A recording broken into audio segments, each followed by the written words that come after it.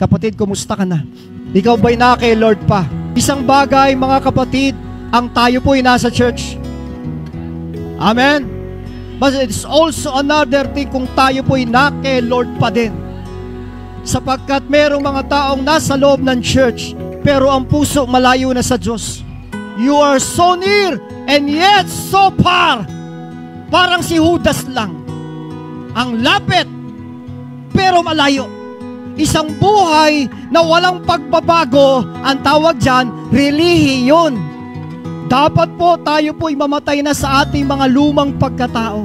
I am crucified with Christ. Nevertheless, I live, yet not I, but Christ lives in me. And the life which now I live in flesh, I live by faith of the Son of God, who loves me and gave Himself for me. Ine-expect ng kalangitan ng ating Panginoon na kung talagang tayo po'y nagsisi, mga kapatid, meron tayong bagong buhay. Hindi lumang buhay.